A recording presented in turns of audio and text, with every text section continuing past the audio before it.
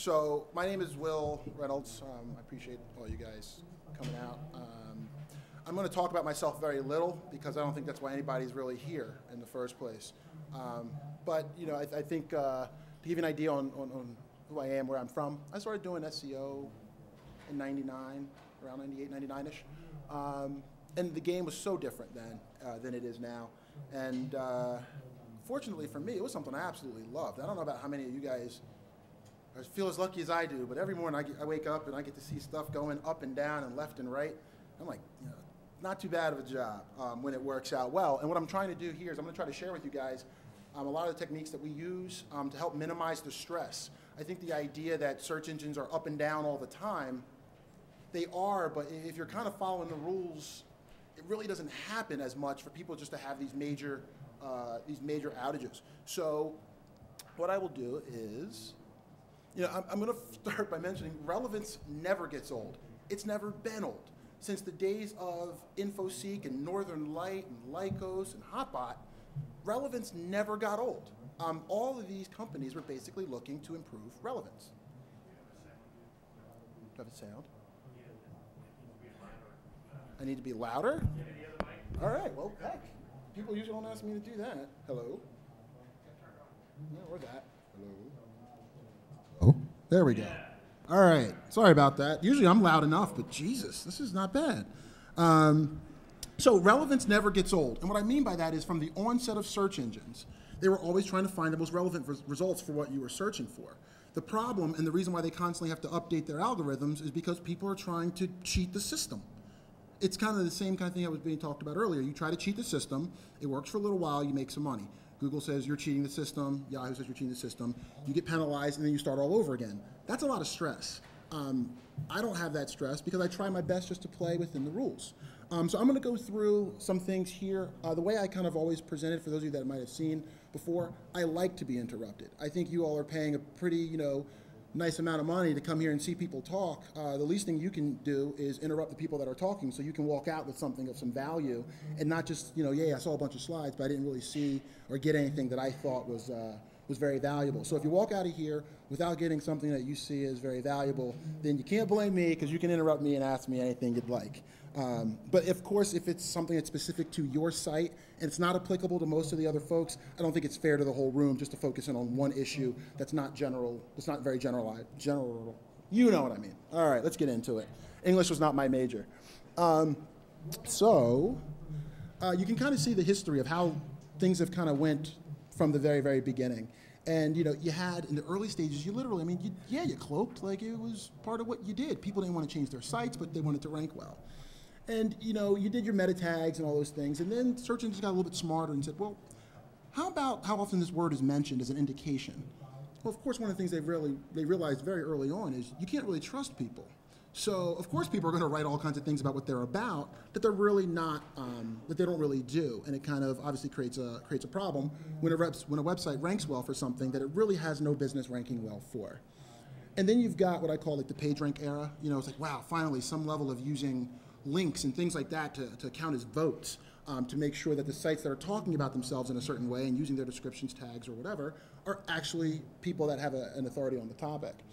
And then we've got reciprocal linking.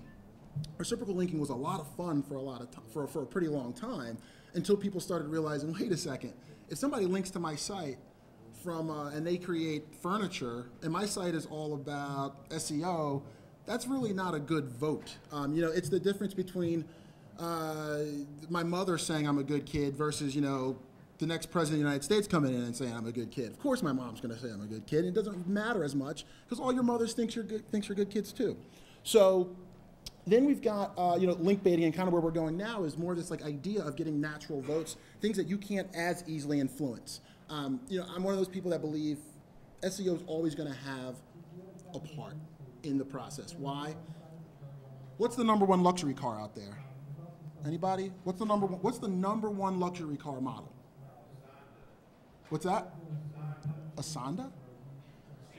Mercedes. Okay, Mercedes. Give me another one. Lexus. BMW. Now what's interesting and what you guys are realizing is, well, who's really the top luxury brand?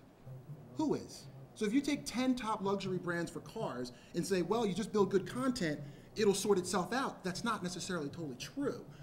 You know, if Mercedes creates better content than BMW, do they deserve to own a better spot for the word luxury cars? I think there's always going to be some competition there. You guys are realizing this every day. So there's going to be more than 10 sites that all do something well or are applicable to a topic. And how you go about ranking well over one or the other actually does come down to some extent on following some search engine, you know, best practices and rules and things like that. And those are our favorite guys. And again, they're all still shooting for relevancy. So every time Google tweaks an algorithm or makes a change, or Yahoo makes a change, or MSN or Ask, or any of these guys, they're trying to improve relevancy. So why stop trying? I've always said, why try to trick these guys? Have you seen their stock? Well, not Yahoo's, but have you seen like Google's stock price? I mean, these guys are not exactly the dull knives in the drawer. So trying to trick them and create a business model off of tricking them is a really bad idea if you think about it. If your entire business is predicated upon you being smarter than Sergey Brin and Larry Page, good luck. Like, I just try to follow what they say to do, and there are other smart engineers, and it hurts. I don't know if any of you have subscribed to Hitwise's blog. Anybody here subscribe to Hitwise's blog?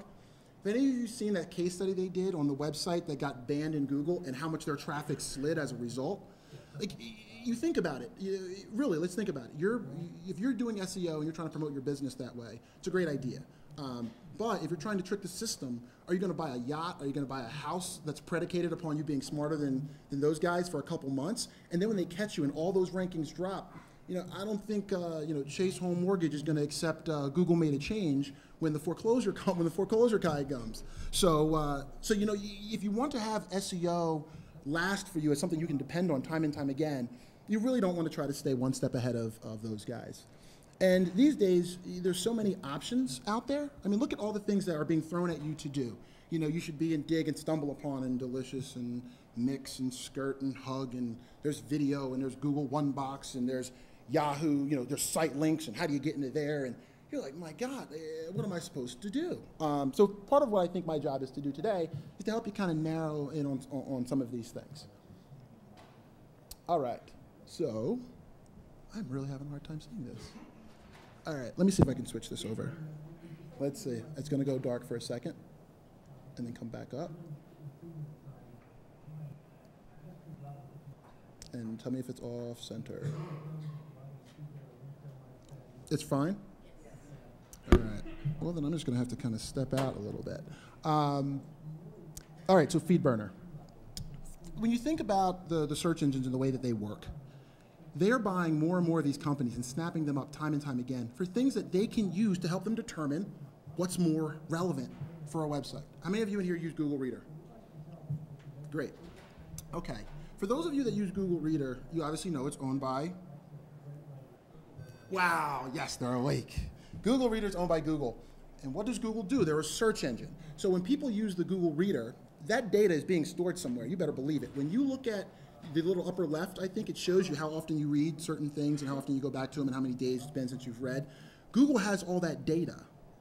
Doesn't it make sense for them to leverage that to help them in their algorithm to rank websites better? Do certain blogs tend to get visited more often? And then do they know a power user versus someone that just comes by from time to time? Are they going to look at how often things are starred or shared? It kind of makes sense as a data point that the search engines can use to improve relevancy. Next one. Can somebody give it to me? Because I can't see it. Oh, Google's a registrar. Okay, so Google's a registrar. This is one of the best ways they can catch people that are doing things they're not supposed to do. They know and can tell when you're registering domains. They can tell who that owner is and what other sites they own. If you do one bad thing, them being a registrar allows them to know what else you have registered and what else you are working on. So in theory, if you're doing things you're not supposed to do and you register a bunch of other domains under your same name, they'll know that. And I don't know if they're using it now, but doesn't it kind of make sense that if, you know, somebody comes by and smacks you in the face for no reason, they might try to come back and do it again? You know, they're going to be able to tell that, and then they're also going to be able, obviously, to prevent sites from, they could prevent sites from ranking well for it. All right. And Yahoo owns Delicious. Thank you. Who's helping me out? Is that you? Thank you so much. Yahoo owns Delicious. Think about it. Delicious is the ability for you to tag stuff and stuff that you find important and use for bookmarks. Actually, if you go to delicious.com/Will Reynolds, everything that I star or think is important as it relates to search is there. So go to it. I mean, if anything, let me be your filter so that you don't have to read 1,000 blogs. I mean, I wouldn't say not to read all those blogs, but if you only have a certain amount of time and you're like, you know what? I'd like to read the same stuff that Will sees is important. I keep it starred. My employees check it out. I check it out. I use it all the time. It's just delicious.com/Will Reynolds. There's a couple people in here to have access to it. For those of you that do, you know I kind of just put everything out there. So it's a great place to kind of have a little bit of a filter when the SEO world's making you go a little bit nutty. Because those are the things that I think are important. I don't not star certain things, you know. Everything is out there. Just go check it out. All right. And here's an example of what Yahoo is now doing with some of their search results. I think this got picked up on TechCrunch. I think that's where I borrowed the image from because I couldn't replicate it. But they're starting to use and incorporate delicious comments and tags into their search results. So now if this is starting to impact how they look at how websites rank, what is your plan or strategy? Do you have one to try to start showing up in, not showing up in Dig Delicious, but starting to use those things as a way for people to tag things that they find as important that you're maybe talking about?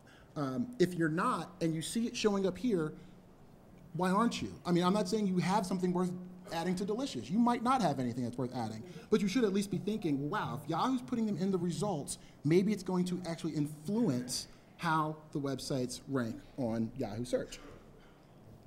Okay, and Joel, help me out again, bud?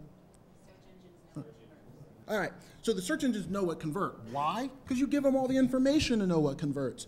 How many of you have installed Google Analytics on a site? Right, look at all of you. You're giving them tons of data on how you do compared to your competitors. Am I saying not to use it? Heck no, it's great, it's free. But you better believe, doesn't it make sense that if they're trying to figure out who the top luxury brands are or who the top seller of Bostonian shoes is, that if they all have Google Analytics installed, if they're all doing paid search where they're tracking conversions through Google, that they start to use that data to influence the actual top 10? Does that sound unreasonable? I don't think it does. I mean, I know it's church and state and it's supposed to be, but at some point it kind of makes sense to me that if I have your actual conversion numbers for certain terms, why would I not use them to give my users a better experience when they come to the site and not get spammy stuff? Something to think about. I saw a hand.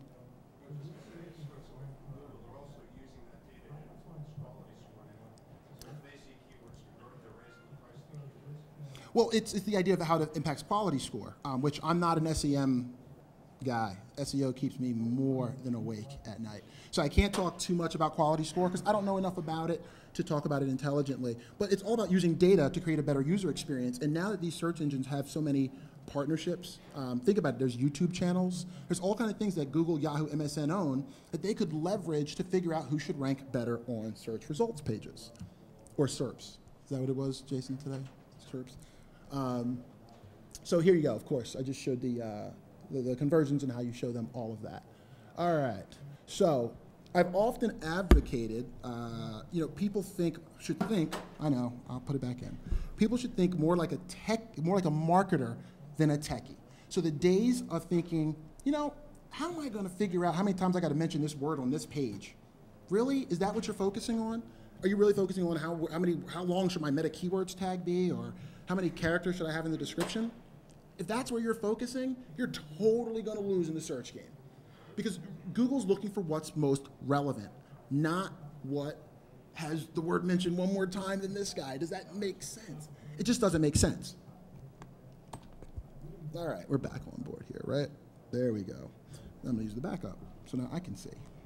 All right, so with that said, let me see, what's the next one? What's that?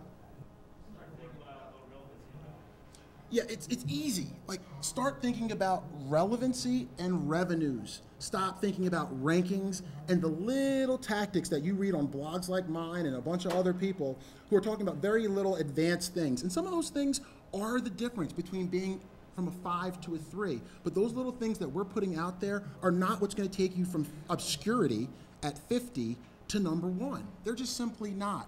If you're not already relevant for topics, you shouldn't rank well for them.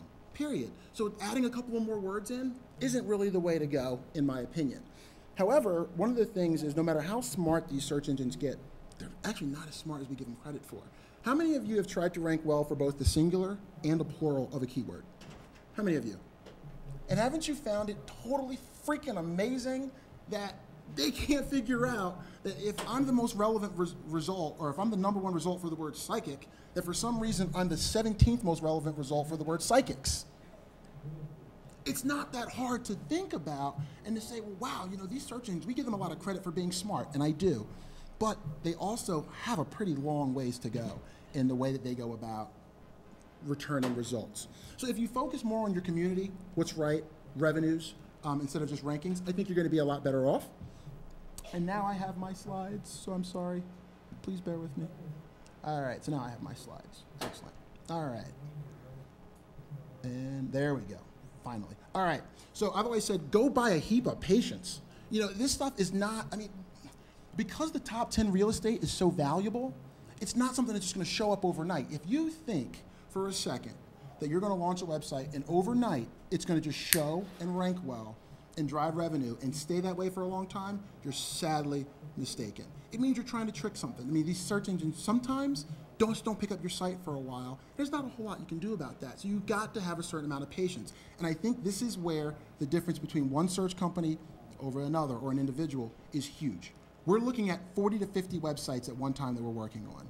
So we know, or have a real good gut feeling, when something's a hiccup versus, and Google's going to fix it, versus when something's an actual issue. So if you're only working on 1 or 2 sites, one of the disadvantages that you may face, and what I would say is talk to your neighbor, the people here that are doing SEO too. Say, hey, you know what? I'm working on a couple of things. You're working on a couple of things.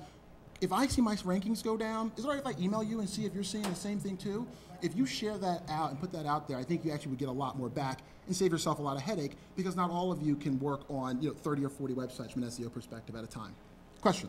Where does DMOZ fall in there, and how do you get in? DMOZ, I used to love DMOZ, right? But then you started realizing that you would submit a website that wouldn't get in for 2.5 years. So then the value became so much less that when you look at the open directory, to me it's kind of valueless. I'm going to submit my link there, but it's just like, I hope it gets in. You can't contact anybody. Nobody's keeping it fresh. And I think what happens is that's going to make it become less and less valuable and have less and less influence in the Google algorithm. Because if nobody's watching that store, why is Google going to place such prominence that it once did? Heck, if it was up to me, I'd place more prominence on the Yahoo directory, because that means somebody's paying $300 a year to be listed there, more than likely. Somebody's watching it. Yeah, Joel. What are your top paid directories by trust? Top paid directories that I trust. Good question. Google trust. That Google trusts. I don't know. No, I don't. I actually have a list of about 800 directories, and we run an analysis on them based on certain data points that we see. I will tell you the first site I usually submit to is Best of the Web, as one of the traditional open directory, Yahoo directory kind of ones. But really before, of course, Yahoo's definitely one of the ones. It's a definite, because you know what? There's certain things spammers don't do. Spammers don't do PR. They don't spend money on $300 a year usually. So there are a lot of things that they are less likely to do, and I think that they're going to provide more and more value for a search engine to say, you know what, there's a press release that came out from a real newswire, not the free newswire that people send out to try to get some free links, or or an article submission or something like that. That's SEO. PR, you submit something out to the real wire, Google's got Google News. It knows you're being mentioned there. Google can see how often your brand is being searched. There's so many different data points they could use to differentiate a spammer site from a real site that I don't see why they wouldn't use them. I just don't see why they wouldn't. Any other questions along directory listings? It's always a big thing. The big thing I would do, honestly, with directories, find directories that are relevant to your topic first. So when I go get ready to do linking, right, first thing I do is I go after the biggies that tell Google that more than likely I'm a legit person. I'm not out there trying to spam you. I wouldn't spend this money on these links otherwise, Yahoo, etc. But then the next round that I'm looking for are on-topic sites. Sites that mention my competitors and don't mention, or my clients' competitors and don't mention our site. Did they do a review? Is there some way I can, hang out in that blog for a while, see what that blogger typically writes about? Is there a way for me to inject our client into that conversation? Why? That takes time. You know, think about it, that takes time. Google knows that takes time. So what I'm thinking of, and one of the reasons why I'm doing this presentation, is the old way of doing SEO with like, it was reciprocal links. Florida update came, made a lot of people jump off the ship. People hated SEO right after the Florida update. Wanted them to pull they were pulling their hair out. Then it was, hey, just get a bunch of crappy directory submissions. And now Google's starting to crack down on that. They're cracking down on paid links that are just, you know, hey, put a link to me in your footer. Your site's all about gaming, but you're linking to a site about Viagra. They're starting to catch that very easily with computers. And then what it's doing is it's causing your traffic to slide. Is anybody here kind of in that position? Maybe you won't want to admit it. But, you know, is anybody here in that position where you're starting to see your traffic from Google really trend down? A couple hands.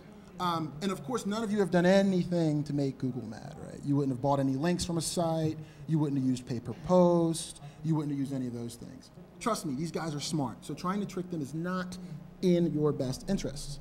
So, you know, my first tip is always start small and realistic. I think sometimes people want to do too much with SEO. They start, they read a book, and they want to go after the most competitive term in their space. It's probably not going to happen. It's probably going to cause a lot of frustration. So if you're going to be doing SEO for yourselves, one of my big recommendations is start small and be realistic. I'll tell you what I did for myself. When we first started off as an SEO company, I didn't target words like SEO company or SEO agency or consultant or whatever. I targeted words like Philadelphia, SEO, because I'm from Philly. I knew it would be less competitive than trying to compete with every darn SEO company in the globe to try to rank well for some of those terms. So if you want to learn and you're learning how SEO works, I would strongly recommend that you start small and very realistic so that you don't totally give up. So that's the example. SEO Moz, who you'll see me reference a couple times throughout the presentation, they do a really good job. How many of you are subscribers or visit SEO Moz regularly? If you don't, and you're here, so that means you're interested in SEO at some level, you should visit their blog. There's a couple of blogs that I read every day, and one of them is definitely going to be SEO Moz. They've got some really good tools over there. They've kind of switched to a little bit of a paid model, so a lot of my free tools I usually give out are unfortunately now paid, but they still have some great tools. Obviously, you want to stay relevant. People have this mentality that the more words I go after, the better. Wrong.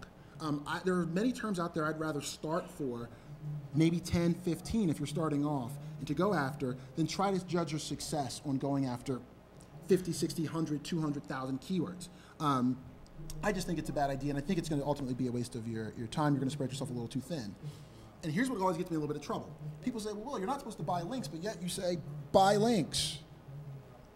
Well, think about it. You know what? Let's be honest. There's a lot of bullshit out there. And people say, well, don't buy links. Well, if everybody above you is buying links and ranking well, what are you going to do, sit on your hands until Google eventually comes around and figures it out? That doesn't sound like a really good business practice to me, to wait until Google catches other people. They can't even figure out the difference between a singular and a plural. Do you think they're really going to catch every single person that's doing it? So you've got to look at the people above you. Run a link analysis on them. How many of their links are coming from directories? How many of them are coming from things like pay-per-post? Do I say you should do them as your main SEO strategy? Hell no. But if that's what they're doing to rank well, you might, unfortunately, have to play in that game for a little while. But what you should be doing is using those other tactics like video, stumble upon, dig, delicious, blogs, whatever it might be, to get your ratio in a better number so that you've got more good links versus your bad ones. I know it causes a lot of stink. People say, well, I'm told not to buy these links. But to be honest, if everybody above you is ranking well, like how do you beat somebody if they're in front of you in a race? You run faster, right? That's what buying links is right now. It's running faster. Sometimes you just don't have a choice. Yes?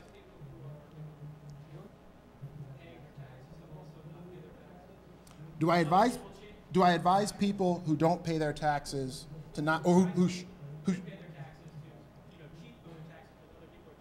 do I recommend that other people cheat on their taxes? The answer to that is I'm not an accountant. I'm an SEO.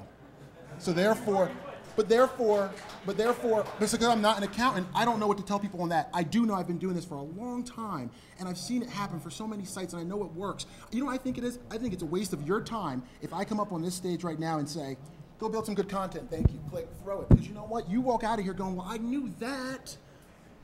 How do I get better rankings? That's what I'm here for. If Google catches you buying links, that's what I'm talking about with your ratio. Because think about it. Think about it, people. This isn't crazy. I could go and buy 1,000 links to Jason's site tomorrow. Is it going to get banned? No. Right? It's not. It's not, because Google's actually somehow, I don't know, but they're smart enough to know. Otherwise, wouldn't that be a great strategy? How many people in here want to go, send out to India, get 200 links per every domain of your competitors and watch them tank and you rise to the top? Could it happen? Yeah, so there's got to be some way in there that Google allows a certain ratio, and no one knows the ratio. I don't know the ratio. I try to get as many quality links as I can for my clients, but sometimes in the beginning, when you look at who's ranking above them, you kind of don't necessarily have the total choice, because you know what? If somebody's paying me and I go, I'm just waiting for Google to figure out this linking thing, but keep paying us to help you, they're going to be like, that kind of sounds like a bit of a scam, which is why the whole SEO is bullshit thing kind of started, because SEOs are freaking scammers. Most of the people that sit here, myself not included, I don't think, I like to deliver results for my clients, but most people really don't do this job well, and they spout off a lot of bad advice. And when it comes to buying links, do I say you should do it? Yes, I say you should do it, because the other people above you are doing it to rank well. And it's not a good strategy to sit on your hands and watch your competitors pummel you while you're like, I'm following the rules, but because nobody knows it, I'm on page 30. Yes? Well, that's because you've developed great content. But I think as a recommendation, how many people in here would be like, you know what, Will, that was a great speech. If I came in here and said, go build great content. Good night, thank you. How many of you would be like, I'm so glad that I was here and heard him say, go build great content? Who? Because I'll say it right now, go build great content, leave. Not all of us have that option. I don't. So, there was times when I did buy a lot of links, but guess what I did? I started doing things like speaking at conferences. I started going to local universities and talking to their students about doing internet marketing, how to do it in a way that would help them rank well, how to help them go get jobs. And those things started happening. So what started happening? The local universities around the Philadelphia area started linking to our site, saying, hey, we did a conference on this, and this guy was the featured speaker. Here's a link. So now we've got links from sites like Penn or Villanova or wherever out in the Philly area that help us rank well because we're getting good quality links. But you better believe in the beginning there was a time when that's how we had to get them, because I couldn't idly sit on my hands and watch people who were gaming the system beat us. But I knew I wanted to long-term create out-of-the-box strategies that weren't just buying directory links to help us get more legitimate ones so that we had a better ratio, so that someone also couldn't just come in and buy a bunch of links and tank us too. Sure.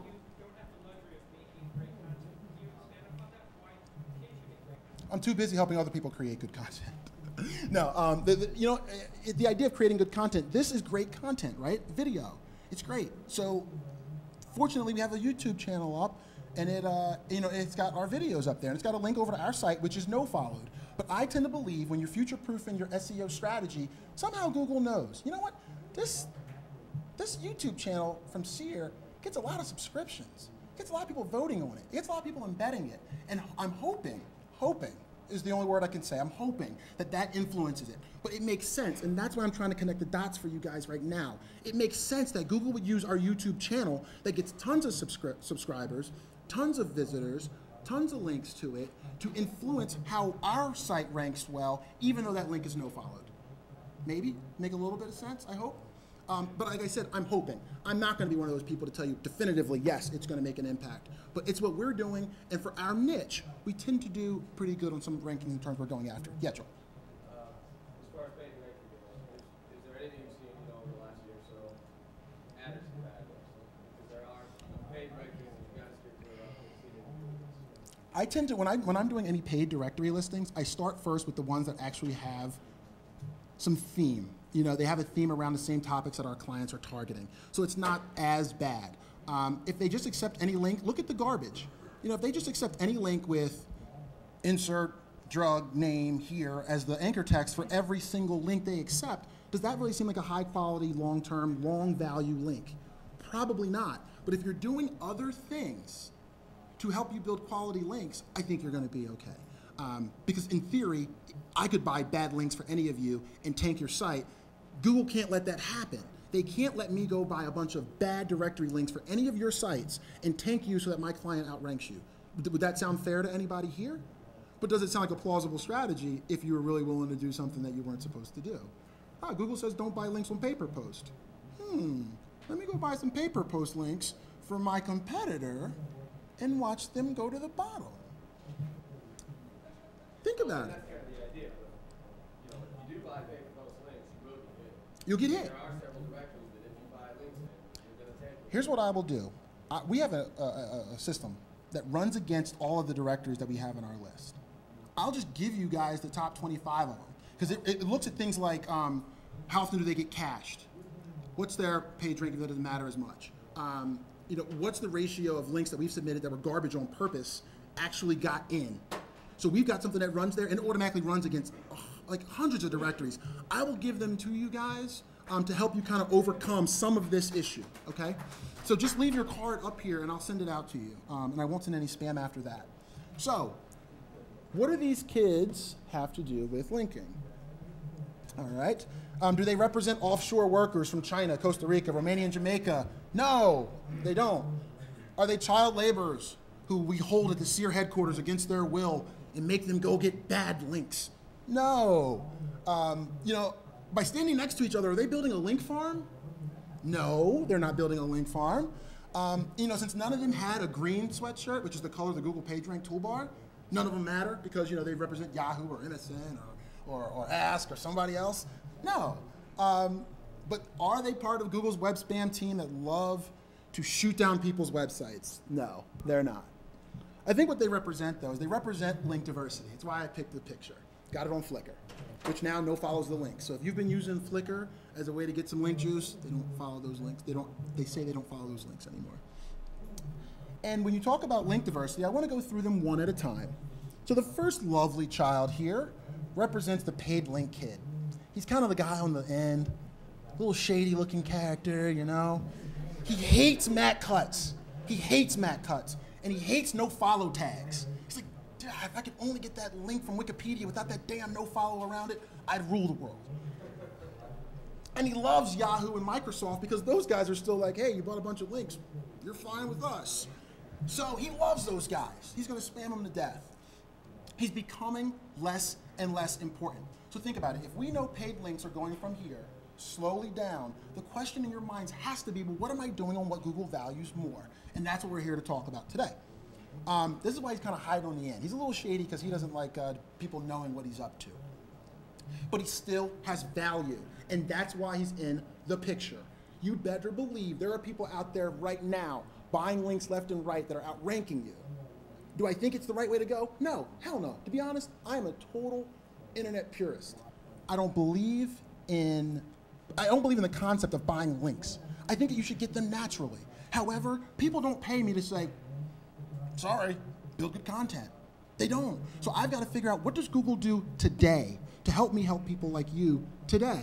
And then how can I help you hedge your bets so that as that stuff becomes less and less important, that you're working on building the things that Google finds more and more important, like building good content. How many of you in here have ever built something for like a link bait or something like that that worked out really well? Anybody? Okay, good. There's some of you that have. Did it come to you the minute you decided to start doing search and start to try to get links or start to try to improve your rankings? No. It comes from reading blogs and participating in things like this and finding ideas, and one day it hits you. And you say, wow, you know what? If I build this, I think a lot of people out on the internet are looking for this. I think it could create some inbound link value for me. But you can't just sit on your hands at the first day is my point. So, this kid is really good friends with the Florida Update kid, who, rest in peace, rest his soul. That kid got pummeled by the Florida Update and he died. Why? Because when people were doing reciprocal links, eventually they had no value. And it really killed people's attempts at SEO. So why did it not kill us or our clients? We weren't just doing reciprocal links as our total strategy. We did some reciprocal linking because it was working still, but that's when we started doing more directory listings. And I'm just giving you the truth on what we did. Some of our clients are actually here. So that's what we did. So we started moving them a little bit further up that way. And now that we see paid directories are mattering less and less, we're doing the same thing we did to protect them when we protected them from the Florida Update, which is once you start seeing Google inkling that they don't like this paid link thing, you've got to start developing strategies to start developing content and other things that are going to bolster and get you more good, natural inbound links. All right. Did it go to the next kid? All right. This is the link bait kid, the kid with the big grin. Hey, look at me, link to me, this is great. He hates Dig, but he also loves Dig. It's that love-hate kind of thing this kid has. But he likes all the social media. He loves video, he loves StumbleUpon. He loves these things because it's a step in the right direction. Is it perfect? No. And do you realize if the search engine still can't figure out how to rank a singular versus a plural, they still got a long way to go. But this kid is part of the solution, I hope. Obviously, one of the things I want to tell everybody here, I'm not a huge social media person, but if you do it and you do it well, you've got to have the server and the bandwidth to be able to handle it. I've seen clients do it, and it brings down their entire server because they did such a good job, they just got too popular, and then it kind of defeats the purpose. But you got to be creative. If you just write and regurgitate the same stuff over and over again that somebody else is saying, it's not going to be newsworthy. No one's going to link to it. So you've got to be more creative, and that takes time. It doesn't just come to you. It just comes to you one day. It might be 2 or 3 months before it does. And the thing I don't like about social media, a lot of it's who you know, and that's unfortunate. If you know somebody that's a top person at Dig, if you know somebody that's a top person on some of those other types of sites, if they're your friends and they dig your stuff, it moves further up. Now, I'm one of these people, I like to deal with things as they are. I don't like that about social media. But it's how the game is being played and gamed, honestly, right now. So what are my options? Let other people do it, and then I sit idly by waiting for Google to eventually figure out things like singulars and plurals? Or do I take action and say, you know what, I'm not going to predicate my entire strategy. I'm not going to predicate my entire business model on doing that. Instead, what I'm going to do is I'm going to do some of that because it's what I need to do right now. But I'm going to try to get the most high quality and high value links that I can. Okay. Then we've got the blogger kid. And they hate comment spammers. You know, every time, you know, and Jason, I think we're on the same page, buddy. You look at comment spam and you're like, damn it, you know, poker, poker, poker, poker, poker, drug, drug, drug, drug, drug, Google groups. You're like, damn it, you know, like somebody out, like why can't you just let it be? But guess what? Now, comment spamming is something I've never done. But do I recommend that my clients participate on blogs that talk about their same topic so that that blogger knows who they are? You better believe I do. What I don't recommend they do is try to embed a bunch of their links that don't have anything to do with the topic at hand over to their site. Question? Comment. No. What is Comment Hut?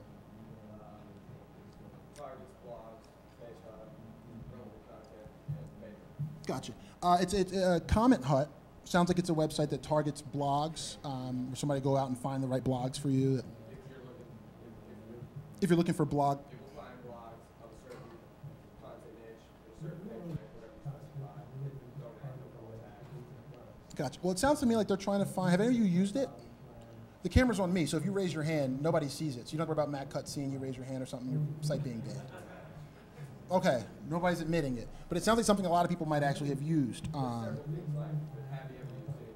I've never used an automated tool to find the blogs. I mean, yeah, you can use like Technorati or something to find blogs that are getting some ramp up. But then it's actually our employees, like the people that actually sit in Philadelphia. We don't outsource this stuff. That read the blog and say, you know what, I think there's a valuable opportunity for our client here. And then we don't write in them. We tell our client, you need to write in them. You know, you need to get engaged in this audience so that people know who you are, and then maybe by getting on the radar of that A-list blogger, one of these days you'll write about something on your blog that they may actually write about, and then that's how you get the links from the bloggers, not by trying to go into their comments and for lack of a better word, spam them. Mic's off. Hello? It says it's on. Hello? Battery's dead. Still dead? Better? Okay, wake up. Jeez, okay, so we're gonna move on to the next kid in our group. Try one of the ones from the table. Hello? No love. All right, so I'm gonna keep screaming then.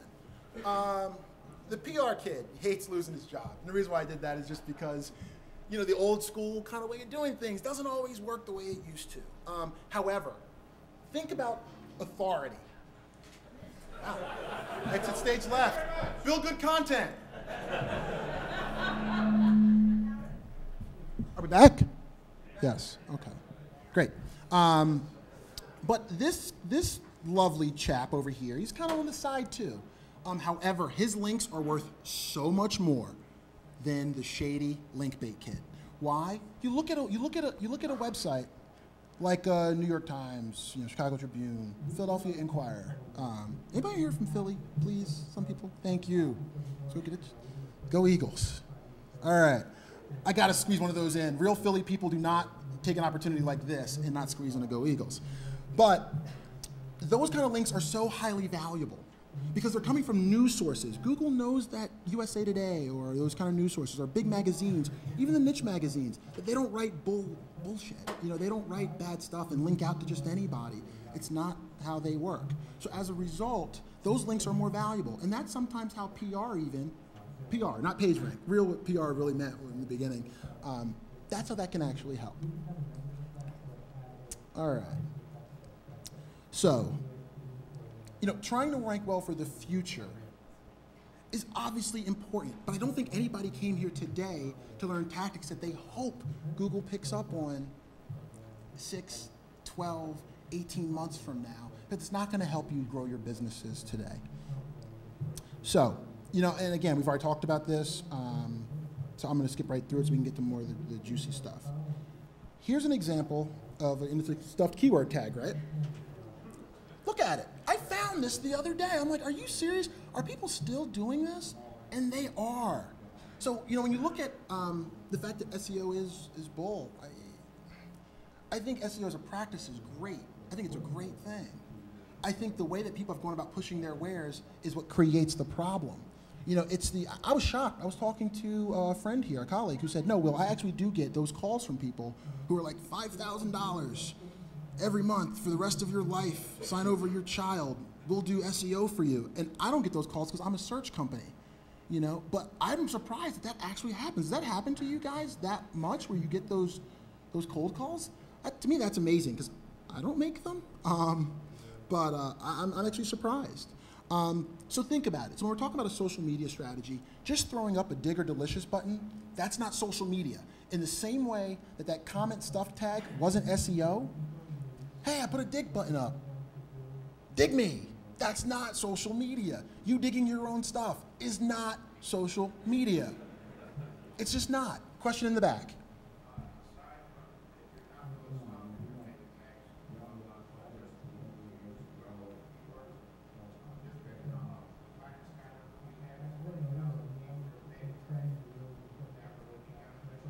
If you had a 20,000,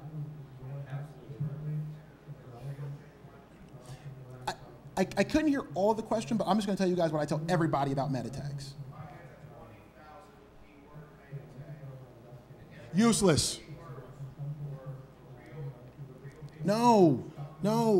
I don't even use the keywords tag at all, not with 1, 2, or 3 words in it, because of how little it's valued in the algorithm now. So much less to do the research. You know what I do? This is the way I look at meta tags. Title tag, obviously very important. Get a good one. Yeah, but you know what? You're the only person here that honestly wants to even have a conversation about a 20,000 keyword tag, and I don't mean to be rude, but it's true.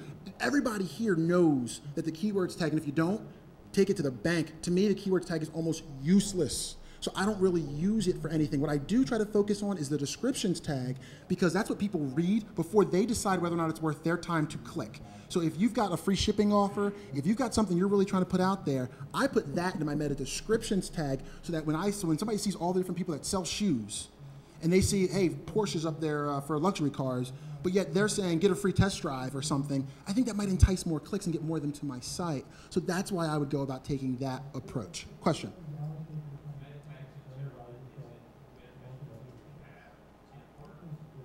In your keywords? In your keywords tag, I can't tell you because I don't use them anymore. I'm dead serious. Sean's heard me say it. No, no, you're definitely not hurt. Because you know what? The thing I love about SEO, and this is getting way off topic, but the thing I love about it is if you are purchasing SEO services, or if you're even hiring somebody, the beauty is to just tell them to shut up. Where do you rank? What have you done for your own business to rank well? Well, we're the shoemaker's kids and we don't have time to do our own. You can't work with somebody like that. If you take anything from the time that we're talking about here, whether you're doing it yourself, not doing it, if you're building great content or whatever, anybody who even breaths SEO should be able to show you where they rank for some great words, and you should be able to run a link colon on their domain and not just see it all spammed out with nothing but comment tags and paid directories. If you see that, you know that they're not a good company to work with or even a good person to hire. SEO is a very proof is in the pudding kind of game. So if I don't use meta keywords tags, you don't need to use meta keywords tags, because I'm trying to go up against other people that do SEO too for some pretty competitive words, and I don't use it, so you probably really don't need to use it. That's just my opinion, though.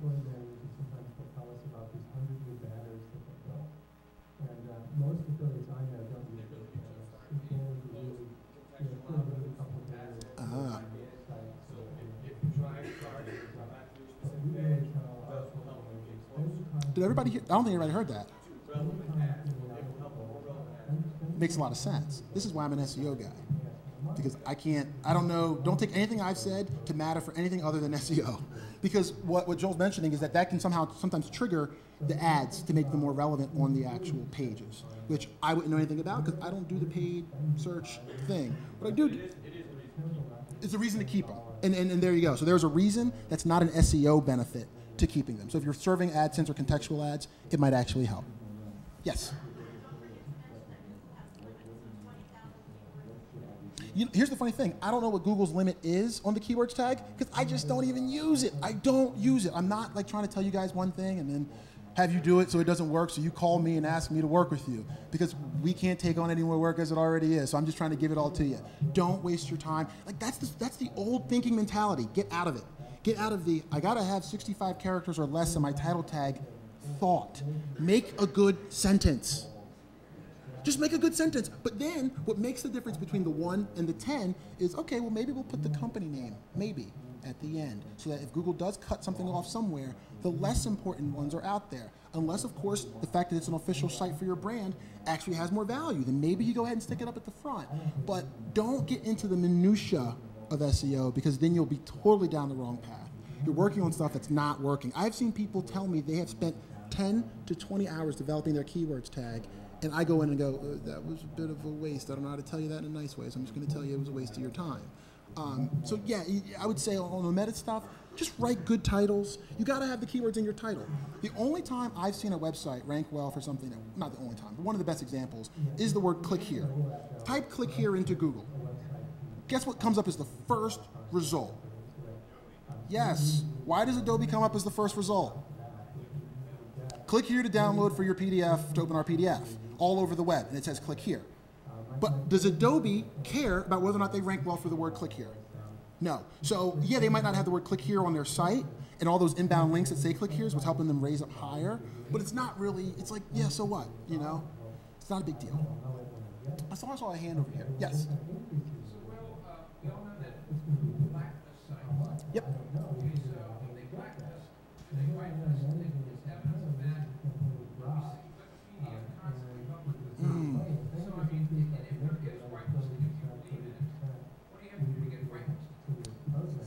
That's a good question. It's about, does Google have a whitelist? You know, if Google blacklists site, do they whitelist sites? Honest answer is I don't know, Tim. I don't know. I don't know the answer to that, but what I will tell you is they definitely catch the guys that are doing bad stuff. I love when people come to me and say, I don't know why my site's down. I'm like, you did something. You don't want to tell me, and you're going to pay me a lot of money to find out that you eventually did something. Oh, yeah, that's right. That team in India we were paying to get us 5,000 links a week. Might that be it? Well, yeah, you probably should have told me that in the beginning. You could have saved yourself a lot of money. But the idea of them having a whitelist, I don't know. It does trouble me somewhat that Wikipedia shows up so much for searches, but sometimes it's the right thing to be there, you know? Sometimes you click on the Wikipedia listing.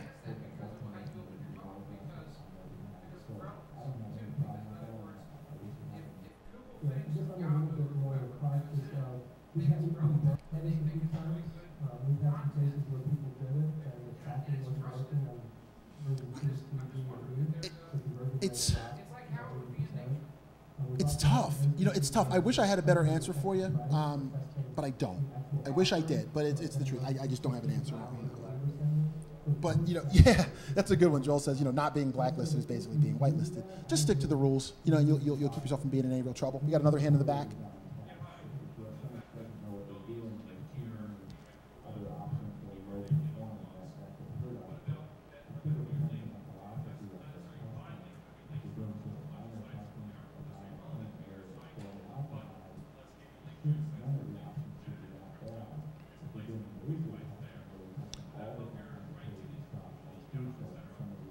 Yeah, I think it does. I think that, links that are not necessarily, yes.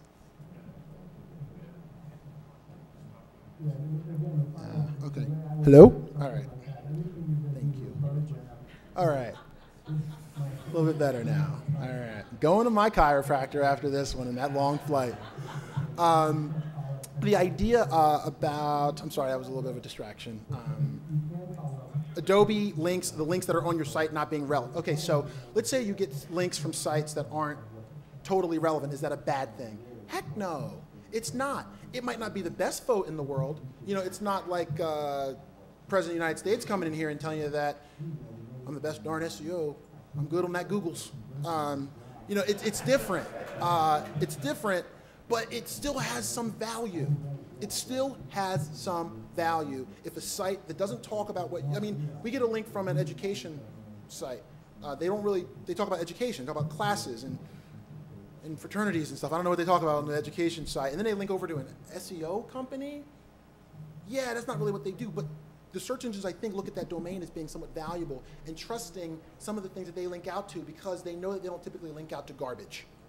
Okay? All right, so now I'm going to play this little game a little bit.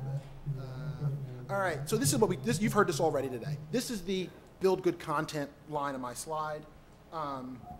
You can add all the social media bookmarking sites you want to your blog post.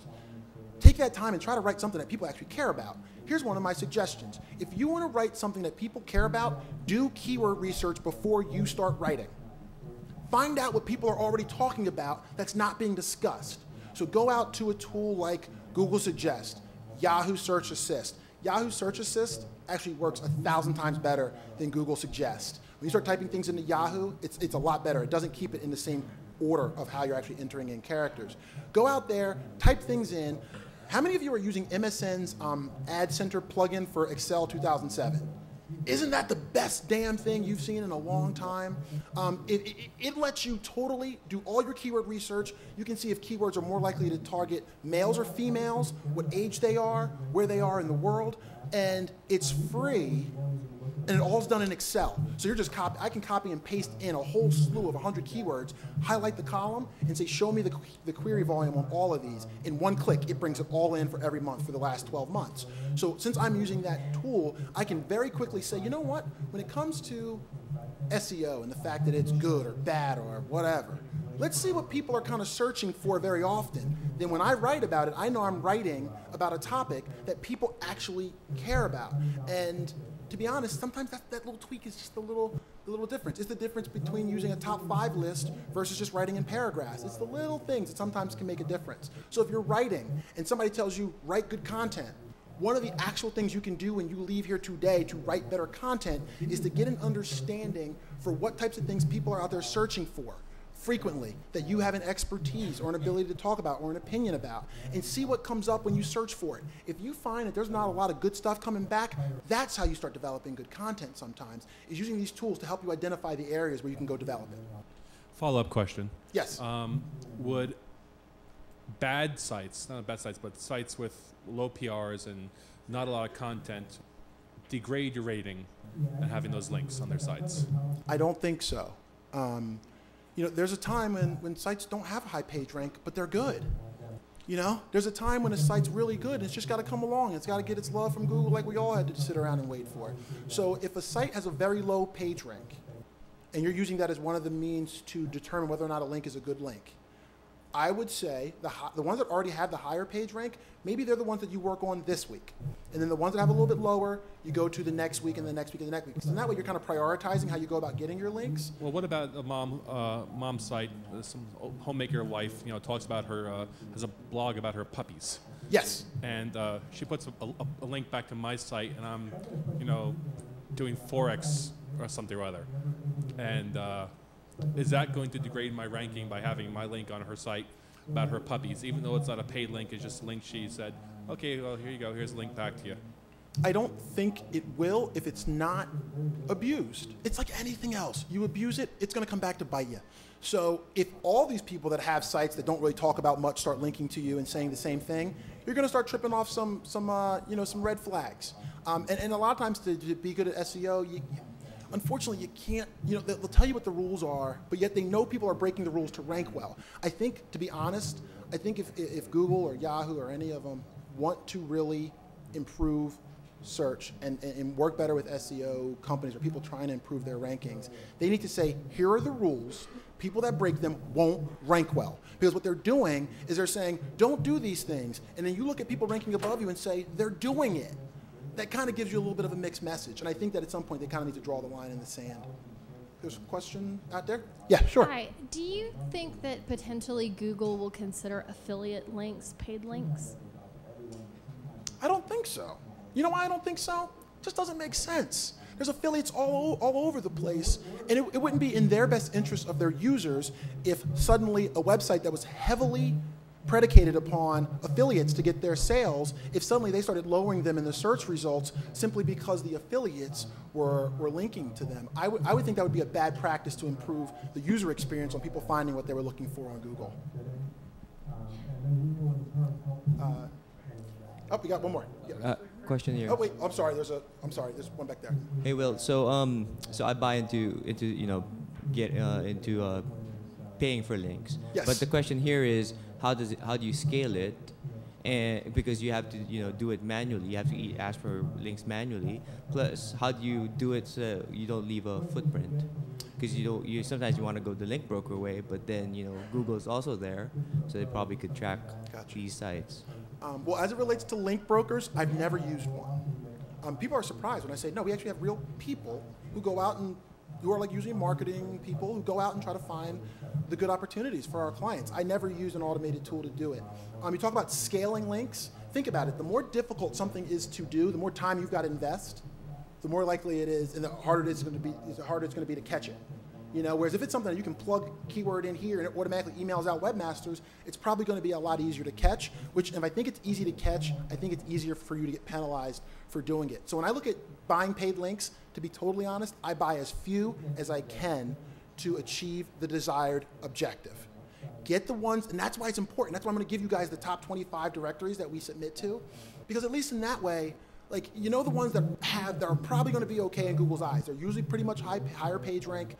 They're not websites that you're going to use on a day-to-day basis, but they're a part of how Google ranks websites. So I would say buy the ones that you need in the beginning to kind of hedge your bets while you're developing video and profiles and Dig, Delicious, whatever it might be, to try to get more of those natural, real, good links. You don't want to continue to buy if you don't need to.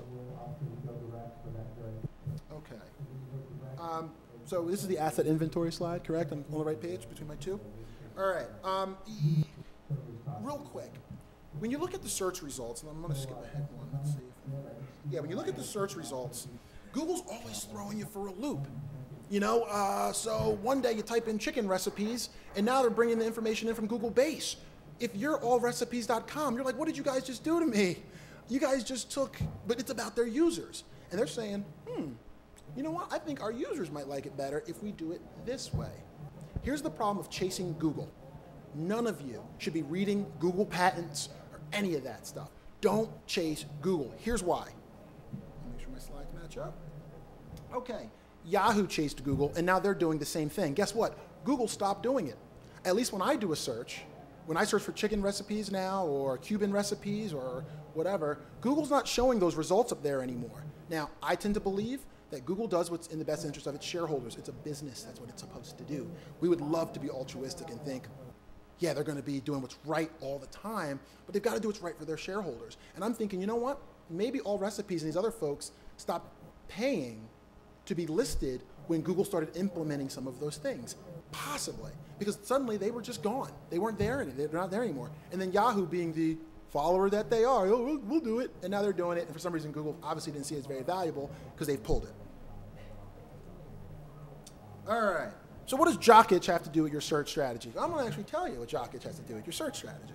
I'm assuming I'm on the jock itch slide. No, I'm not. There we go. I never had so many people say yeah to jock itch in my entire life. That's great. All right. So did we see the here we go again? Or was that the previous slide? All right, let me just get up one. All right, so it says look at what happens. Yeah, there we go, perfect. So now think about the value of those top search results. On how many of you, I mean the internet, we all use it to search for medical conditions, for our friends, families, loved ones.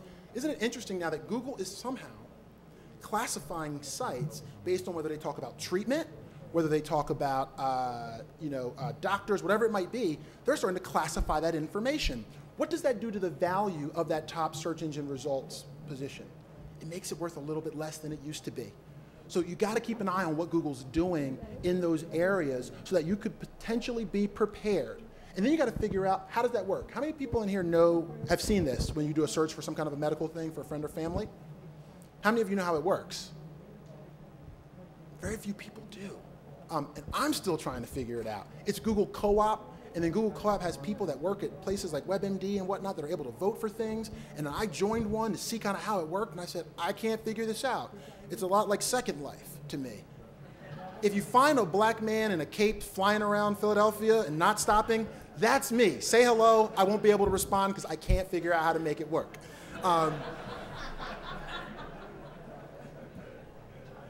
But it is what it is. And here's Google Co-op for WebMD. And it says they've got 3,714 subscribers. Well, this is how you learn SEO and SEO tactics. And I don't think most of you really want to do it at this level, because this kind of stuff drives me crazy. I don't know how that influences the search results, but I have to figure it out. It's just the nature of the beast. But I would subscribe to these. If you see these springing up, because they're doing it in reviews, when you look at the sites, if you go to Google Co-op, it has certain categories.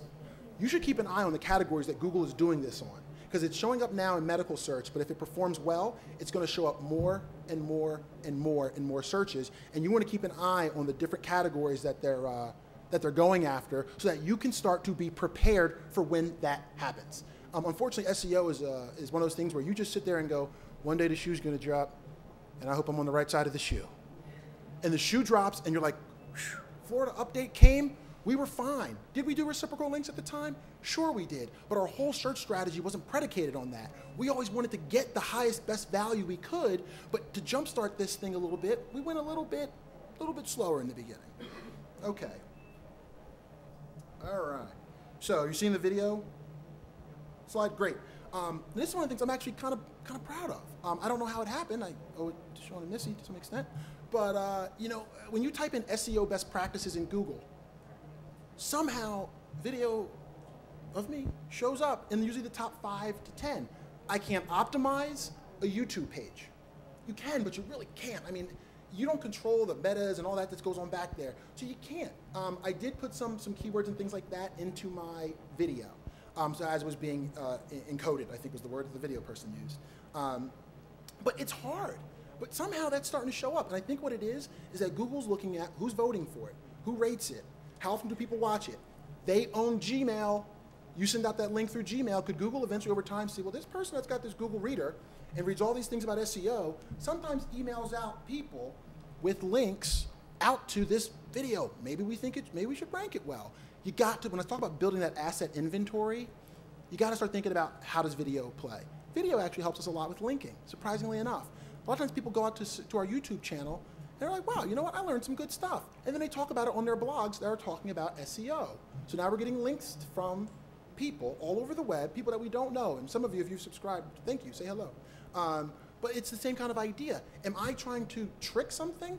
No. I just put something out there of value. But I didn't do that in the beginning. You know, I had to do what I did, and then eventually we were able to do it. So you look at other opportunities where this could happen. How to tie a tie, for instance, actually brings back a video. Think about it from a user's perspective. How many of you in here have ever tried to teach somebody how to tie a tie? Don't you just wish you had a video and went, just watch it, okay? It's like one of those things like tying a shoe. Like, it's hard to teach somebody because you've been doing it for so long. It's so easy to get frustrated with. So again, Google's inserting these videos in places, especially where it makes sense. And for you, Tim, I think the last one said like how to laminate a hardwood floor and nothing showing there. how-to videos are some of the best videos on the web. And if Google can bring in, if Google can make us somewhere in the top page, who knows what day of the week, we're up, down, but we're usually on the top page for SEO best practices on Google. We're usually one of the first results on Yahoo for it, and we're usually one of the first results on MSN, and not because we really did anything. You know what? This is where it gets kind of altruistic. We put something out there of value, or something that I legitimately hope people learn from. And I hope that when people watch those videos and take their time to watch them, they learn something. And then some of them actually write about it. And then that's how you build those high value, on topic links for the long haul. And that's how video can do it. Here's something I really don't like. Something I really don't like. When you type in 2 call signals in Google for airports, it shows this with cheap tickets, Expedia, Hotwire, etc. right below it. Do you see it? If you're someone that sells tickets, I know I wouldn't be too happy about this, because all those are the big brands. I mean, maybe you want another couple of websites that aren't, like, how do you get there? Whenever I see a result in Google and I go, how do you get there? I don't like it, because I'm thinking, shouldn't it be a little bit more of a democracy where they're bringing back the best results there? And when it's only high-branded companies, sometimes I wonder. Now, with 2 call signals, how many of you have really searched for 2 call signals for airports in Google? None of us. How many of us used Google to help us find tickets, flights, hotels, etc., to come here and other places?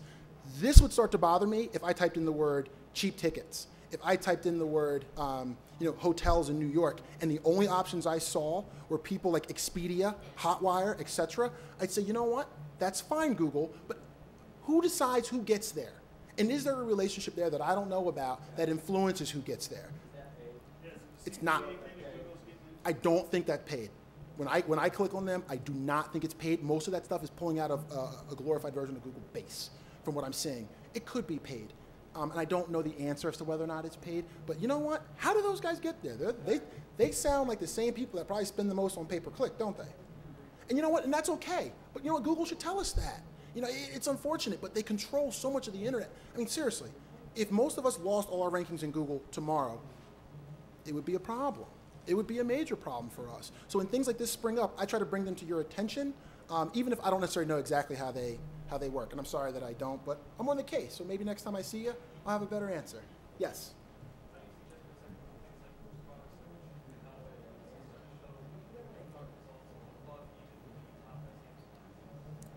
The question revolves around Google product search showing up above the regular SERPs. How do you protect against it? Don't. Google is like a damn tsunami. If they decide they want to start putting product links up above the natural search, they're probably doing it because they think it's in the best interest, we hope, of their users. So don't fight it. Figure out how you're going to get in there. Figure out how you got to do your feeds and things like that to try to get there. Start playing around with your titles and what you call things and try to see, okay, well, if I call it this, if I put the price in, if I, what is it that I'm going to do that can make there a little bit of an order? Because guess what? This is where search gets hairy. If they're only showing 3 products above the natural search, how do they figure out those 3? It might be great if you're following the rules and doing everything like you're supposed to, but if you're number 10, 12, 13 and nobody sees you, then that's a problem. So fortunately for us, we don't have that issue very much, so I can't speak too much on it as to how that works exactly, but it looks to me, again, like it's basically coming from the product feeds, and you got to start tweaking them and playing around with them a little bit to see what the impact is of how you rank in those search results. It also happens a lot on local. We talked to a company the other day, they wanted to do some local stuff. We typed in the terms, we looked at it, brought up a big map with 10 people right there in the city. I said, you know what, save your money, go do something else, because you know what, this is the way that Google's going. So my number 1, if I could get them a number 1 or help them to achieve a number 1, if I did get it, it's got significantly less value now because the top 10 results are the Google map. And I said, you know what, it's, to me right now, that's, people say things like get your keywords actually in your company description. I've seen companies do that to show up better in Google Local. There are a lot of things you can do to kind of trick them a little bit, but you know what? Just use your company name. I would be kind of leery of that if you have the keyword stuffed in your company name and it's not really part of your company. Any questions? Any more questions? I might saw a couple. Okay. All right. So, do we see a picture of Brian Dawkins? Go Eagles. Yes.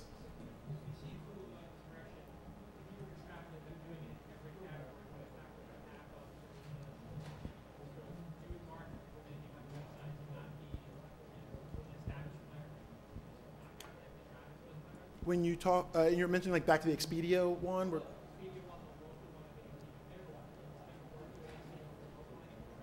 I would, see, it's a great question. Here's what's scary about it, Jason, is if we tell our clients don't do local, ignore local, and it kind of ends up being the same thing as the chicken recipes, then they're like, well, you told us not to do local. And we're like, well, Google just removed it. They're not doing it anymore.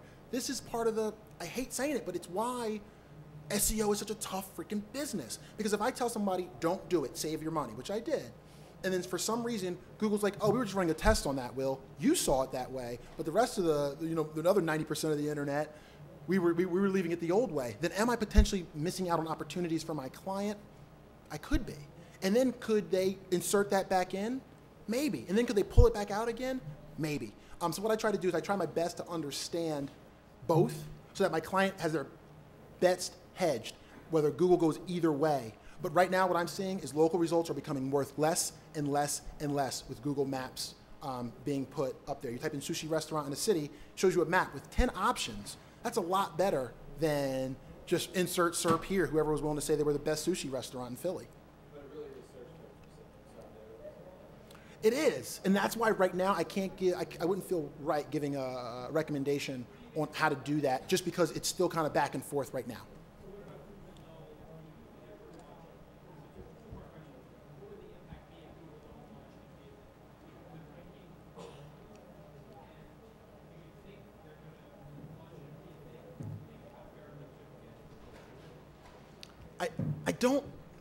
I don't know. I think would you like to pass the mic so everybody can hear the question? I'm sorry. I'm kind of bad with that sometimes.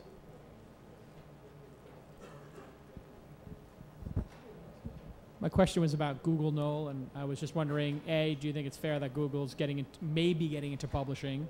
So do you think it's fair? Do you think they'll actually do it?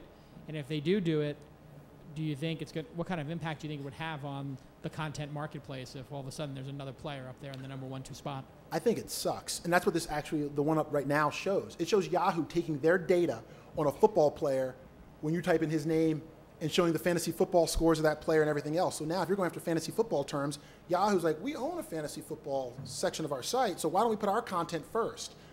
That sucks. I don't like it, but guess what? SEO is not a business where what I like or don't like doesn't matters. If Google becomes a publisher, does it create a major problem for the internet as a whole? I believe so, but up until they do, I'm going to keep kind of doing what I do. The minute they do, I might have to go look for a new job.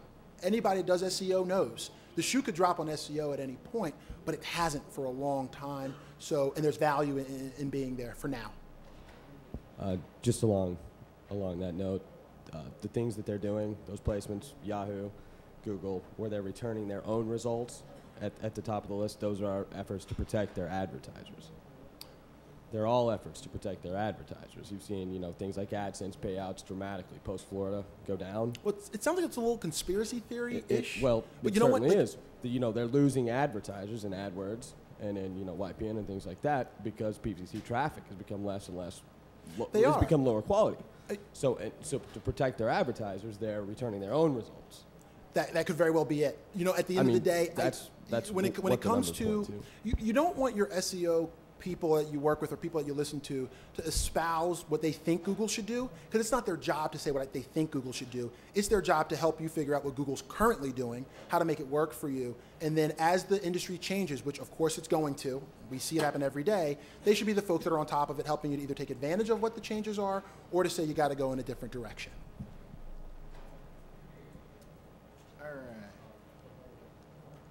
I'm going to just give out something not give out something, but it's one of the points here I think it's very important, is people are very selfish with their content on the internet.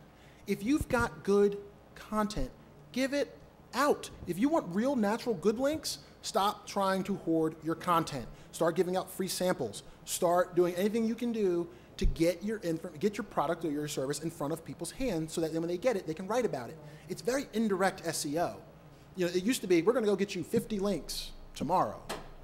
We did a good job. Today, it's a little softer. Sometimes we're actually making recommendations to clients to change their business model a little bit to help them give something out there that people are going to see as value so they ultimately start getting links. SEO is one of those things where it's becoming less and less about SEO and more about just being a good marketer. And that kind of comes right back to my earliest slide, which is you've got to really be a good marketer. And I think by marketing well, you're going to naturally attract more and more inbound links. By giving something out there without it always being in your best interest, I personally believe is the best way to go about doing that. How are we on time? Fucking A. I'm sorry. Either we can... All right, keep going. All right. Let's keep going. Okay, optimizing your video. Upload them everywhere. Sean actually told me about TubeMogul. Makes my life a whole hell of a lot easier. I'm uploading all these sites in one upload. So now I don't have to go to all these different places to upload my video. And I'm telling you, the videos, you're seeing them rank well in the SERPs. That's the kind of thing too, Joel, that I'm talking about. Like if I can influence that, I will. On the natural, on like the product search and some other things, I can't. But on this one, I'm thinking, okay, my client's done something really cool. One of our clients tested a bunch of chocolates for Valentine's Day. I said, why didn't you guys videotape you guys actually eating all the chocolates and like just having a blast with it and see if that could kind of catch on. See if some people would start talking about, check out Company X doing this testing of Valentine's Day chocolates. And then all the links to that Valentine's Day page start to come in naturally from people that are talking about Valentine's Day. And now they're going to have an opportunity to rank better for them, not because I'm going out and getting them 200 paid links. They're ranking better because they're creating content that people actually found interesting or funny or whatever. So yeah, thanks Sean for that. Transcribing videos I think is a really smart thing as well. And that way you're feeding some more content to the search engines. I know for, I think Google Video, you can actually put up your transcripts. It's another thing that you can actually give to the search engines to help you move a little bit further up. I believe in responding to comments. If anyone in here has ever left a comment on my YouTube channel, I probably at least wrote you back and said thanks. One, because it's just the kind of guy I am. My mom raised me right. But more importantly, that's a relationship you start to build. And for some crazy reason, and this happens, who wrote about it, Jason? You should know this. It was Lee Odden that wrote about SEO, the fallacy of the SEO celebrity. Anybody read that blog post by any chance? It talks about how guys like me, stand in front of audiences, and often people are like, wow, that guy's really smart. It's like, and then they put you up on this pedestal that you don't deserve to be on. I just kind of love what I do. I thought it was kind of fun. Just happened to trip into a business as a result of it. But my point in bringing that up is with SEO, it's so easy for people to get links into their site and get people to talk about them. Yet I think it's important with no matter what you're doing to take time to thank those people who are leaving comments on your blog. Engage them. Keep that conversation going. Keep them thinking about you, talking about you, because they're putting you up on a pedestal sometimes with your content. You know what that's like. And these people are so... They're somewhat enamored, to be honest, by like, oh wow, this guy runs this hardware site. He wrote me back, like, it's like I wouldn't have thought he would have had the time. And then that kind of to be honest, that's just good karma. And you comment on enough people's sites and blogs, and they comment on your video, and you write them back. You just might end up engaging the right person in a conversation who might have the most valuable link you could ever hope for. I can't agree more. You can't love. The point is, you can't love your visitors enough. And it's true. Like people come to their site, like in the same way you guys come here, in the same way I started this off by saying I want everybody here to walk out with something that they saw as valuable. That's because I actually want you to. It's not bullshit. I want you to walk out of here with something and you go, oh, I didn't think about that way. And if you do that, if there's one thing and you leave here, then I feel like I've done my job. If I haven't, just buy me a beer or something and we can talk about your site. No, I'm just playing. I actually do like wine better. Pinot Noir is my weakness. But we're not talking about optimizing me for Pinot Noir, are we? So, right, and this kind of gets to Jason's question a bit. They're supposed to be aggregators. The search engines are supposed to be aggregators. They're not supposed to develop content. But just because it's not being, they're not supposed to, but a lot of times they are. Yahoo's throwing things up there. MSN's really bad at it. Google was always the one that was kind of like, you know what? Not us. Think about it. It's part of the reason why people liked Google so much. There were times when MSN was almost all paid ads. I mean, literally, it was almost all paid clicks way back when. People were like, that's not valuable to me. So they went somewhere that was a little more cleaner and didn't incorporate all these other things. Go to the homepage of Yahoo. Go to the homepage of MSN. You can get your horoscope. You can get the weather. Google's like, nope, we're just going to be about finding other people's content and hoping people find it. The issue does become, if they start developing content, it's in their best interest to rank their own content above other people's. That's a problem. It's in their best interest in the interest of their shareholders to do that. So they're probably going to. I would be scared about that, but you know what? Google giveth, Google taketh away. You've had a free ride for a certain amount of time. If for some reason they start developing content and you couldn't rank well for it anymore, what are you going to do? Seriously, what are you going to do? You're going to stand outside of their office and stomp your feet? No. But what you can believe in is the power of people. Organize. I mean, seriously, the internet makes it so easy. Organize. Start creating enough of a stink. Start having people pull their ads. A lot of you guys remember eBay. Remember when eBay pulled their ads on Google to make a little bit of a statement? They pulled their ads. That's all. I mean, when you're the big advertiser, you can move your weight around a little bit. But you know what? You add up a lot of people, I hope. Maybe we spend a little bit more than eBay together. Maybe. But you know, it's about not letting Google get away with that. And I don't know if they're going to do it. I tend to believe in those guys a little bit more than I probably should. But I've seen a lot come and go with search. And I feel that for the most part, they're trying their best to balance shareholder value and user value. And as you can see, there's all this information coming in. I know that like the eco-friendly thing is really hot right now. There's a lot of search engines, or Yahoo, MSN especially, writing a lot of content around it. It's in their best interest to rank that content well. Just keep an eye on that stuff if you start seeing it incorporated over your results, and then start to kind of create a little bit of action. Create a Facebook community or something around people who are sick of Google, Yahoo, MSN putting their stuff above your stuff. Let's see. All right. So there's the YouTube channel. My name is Will with one L, so if you put it in 2 at the end of the YouTube, you're not going to see it. And preparing for what you need tomorrow is the one thing I want to leave you with. So the search engines are changing a decent amount. To be honest, we haven't bought a link or optimized our own site in probably about 12 months. And we go after some really competitive terms. I think the #1 way people get ripped off in search is there's this belief that I got to have somebody on this every single day of every month. No, you need a jump start. If a car won't start, even if it's got a battery, it doesn't have a charge. SEO should be the jump start to what you're already relevant for. And then your content should be what drives the long-term value. So for us, the content is what hopefully keeps us continuing to rank well for some of the terms that we want to target. It's not because every week we're going in and moving words around anymore. We use the methods that maybe Google doesn't always say they like, yet they reward people for doing. So don't talk out of both sides of your mouth. Right now they're rewarding people who do buy links. So that's what we started off doing to get ourselves to move further up. But then the minute we could stop doing that and start producing real content, we did it. And as a result, we're able to rank well for some of those more competitive terms. So start preparing for what you think Google's going to do tomorrow. Are you in the next industry that they're going to start putting those little results to filter down? If you are, then you've got to start playing in that space. You've got to start figuring it out. You got to start using, use your paid search people, which is hard, but they're your in. They can be your in. Treat them really nice. Be like, hey, I don't know why this is happening here, but is there anybody that can explain it? Try your best to figure out what they are up to, because they're always changing the SERPs, it seems like. And we've already talked about MSN Ad Intelligence. I will tell you, go use it. It is really, really good. You get real numbers. How many of you wish, when you saw Google, how many of you have used Google Trends for information? That's great, isn't it? You know what sucks about Google Trends is they go, well, here's the trend, but we're not going to actually tell you the numbers. You're like, well, that's kind of tough. MSN tells you the real numbers. And just use the market share of Google to MSN to Yahoo to extrapolate out how many searches you think you might actually be able to get. Is it exact math? No, but at least MSN right now is giving you real data. They're telling you this is how many times somebody searched for this word last month. When they start getting into predictive modeling, it's awful. So don't look at their predictions for the next couple of months going forward, because it's actually really poor from what I've seen with real data. They can tell you whether or not search is being done internationally, which is great. They can actually tell you if a search word is more likely to be searched by males or females. This is in Google's Ad Intelligence tool that you can use right through Excel. So if you're developing landing pages for something, you can take a keyword and go, wow, you know what? That keyword gets searched more by women than men in a large enough percentage that maybe I should start using more images of women on my landing pages to help me get more conversions. Another tool you can use to offset any potential data integrity issue with this is Quantcast. Quantcast is another great tool that you can use that will give you like demographic information.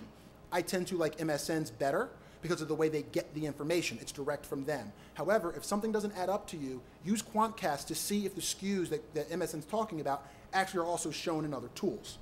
I've already told you about the not using Google Suggest. Or not Google, when you type into the search bar for Google's toolbar, it starts showing you similar result or similar other searches. Use the Yahoo one, because with Google, as you enter in each word, each letter of your search, it's only going to show you them in that order. So if for some reason you're looking for fantasy football, but you type the word football in first, Yahoo will show you, oh, you're talking about football. Fantasy football is actually the most popular. On Google, if you start typing in FOOT, it's only going to show you things that start with the word football, and it would skew your keyword research significantly because you're going to miss out on a lot of things there. So that's what I'm talking about there. You can actually, MSN within, or Microsoft within Excel is actually giving you information to see what keywords your competitors potentially are bidding on, what they're paying for those clicks, and what their average position is. Again, it all comes into Excel, so you can run filters and pivot tables and all kinds of advanced analysis on this that you can't do when you're using web-based tools, and you go submit, wait for it to run, copy, try to paste it in, hopefully it's formatted right. You'll work a whole lot quicker with that. There are buzz indicators that will tell you in certain industries what people are talking about most. Use it, it's there, it's free. This is free, use the information. And then audit trends we talked about. And they're actually able to show you how many clicks a keyword gets relative to its position for free. So now you can see, when somebody that's bidding for this keyword is in position 4, they get X percentage less clicks than when they're in position 2. Can you get that information anywhere else other than your own data for your own site? And then it's kind of hard because your log file tools don't tell you where your position was on the search engine. They tell you where the traffic came from. So I am loving this tool right now. When I start keyword research, that's probably one of the places I start first because of the speed at which I can manipulate data. It's cut my time down probably in about 50% when I'm doing research on keywords. And of course, you can do it all in Excel. And I'm not sure if it's 07 or 08. That's the only caveat. Think about it. What's in Microsoft's best interest? Software. We've used their search engine. Kind of sucks. So this tool can only be used in the newest version of Excel. So if you've got 2003, you can't use this tool. So now you got to upgrade to the software. But it's actually worth it. Go to eBay, get one of them as cheap as you can, and use it. It's what I do. You know, get it as cheaply as you can, but get it. It is actually worth the upgrade because it's going to save you so much of your time when you're doing any kind of keyword research. And all right, I'm going to give you a couple quick tools that I use. If you like to check your rankings every day, and you can't wake up and have coffee without first checking where you rank, like me, Digital Point is a great tool. The problem is it actually uses the Google API key, which can be hard to get, but Digital Point will run every day and give you alerts and things like that on your search positioning. It trends them out over time so you can see where they are. It works really, really well. I tend to use it still to this point every day. Uh-oh, let me go down one. Is it How to Win Tools? All right, sorry guys. So that's Digital Point. TouchGraph. TouchGraph is one of those things that if you figure out a really good way to use it, tell me too, because I'm giving you guys a lot of stuff. All right, let's go a little, karma thing going on here. TouchGraph actually will illustrate for you, what's the word I'm looking for? High value sites. So TouchGraph is a graphing tool. You can drag and drop, and it shows the interconnectedness of sites, and it creates bigger. Like the circles are bigger for sites that are seen as authorities, and it actually is pulling from Google's information. So it pulls from the similar. You ever seen a little link that says similar results in Google? Well, you click on that, and you click on it, and click on it, and you're like, Jesus, what am I going to do with this data? It's like, how am I going to use it? TouchGraph puts it in a graphical format so you can drag and drop these things, cluster them together, pull certain ones out. And the big circles and the hubs will show you where those hubs link off to. So if you see a hub consistently linking to your competitors and it's big, Google probably sees that as a very important site for those keywords, and all your competitors are being linked from it. Is there a way that's not comment spamming or something where you can engage in a dialogue to try to gain some of those links? TouchGraph is a little bit hard to use, but it's actually, I think it's really, really good when you're doing keyword research around high-value websites. That's that. Google Alerts, just use them. If you're not using them, just use them. Copernic Tracker actually has a tool. It's not free. All the other tools have been free for the most part. It's about $30, I think. What it does, it'll tell you anytime your competitor makes a change to their site, and it'll show you the difference in their code before and after. So that's one of the ways you can find out. You can run this daily. So you can find out if they're making changes, and then you sit back and wait to see if that change had an impact on their ranking. If it does, it might be something you want to look at. I'm not saying to do what they do, but it might give you some indication on, when they cut their H1 tag or whatever down from 15 keywords to 7, they did it on this date, and then I noticed within 10 days, their rankings went up for all the pages that they did that on. It's a pretty cheap tool. I would highly recommend you use it. Let's see, competitive analysis tools, we've gone over most of those. Quantcast is one of those ones. It's not spelled right here, I'm sorry. It's Quantcast. And that is it. Board Tracker's one where you can actually keep a track of how your name is being mentioned out on the internet. And I believe that one's free as well. So as you can tell, I kind of like free tools. And there are 2 constants with search. You know it's always going to change. And the search engines are always looking to try to get you the most relevant results with the least amount of spam. That is never going to change. It's not. So start playing by the rules and start understanding, the processes of what they're up to. Stay on top of the search engines to the best you can. And if you really want to stay ahead, you're going to have to become a student of the game. You're going to have to read, which is why a lot of people don't like to get involved in search, because it's very frustrating and it takes up a lot of time. But you're going to have to read a lot, and I will give you all, you're going to have my Delicious link. So that means these are the blogs that I read and the posts on those blogs that I find valuable. I have no relationship with those people other than most of the guys I think are good guys or girls. That could be a filter for you to kind of see, well, what are some of the sites that will read? And that way you'll have them. I can even dump out an export of my blog reader. I'll send it to you guys if that's what you want. And then the last thing is, remember to develop a suite of digital assets. We don't know if Google's going to do video today. We don't know how long it's going to last. Will they always be important in the SERPs? We don't know. But to hedge your bets against the changes that the search engines are making, you should probably think about having all of these different tools at your disposal. RSS, blog, video, social media. You should start thinking about these things so one day you don't wake up like the Florida Update kid did and just get blindsided by an algorithm change, and now you're stuck down at the bottom for 6-7 months while you're trying to claw your way out of the top.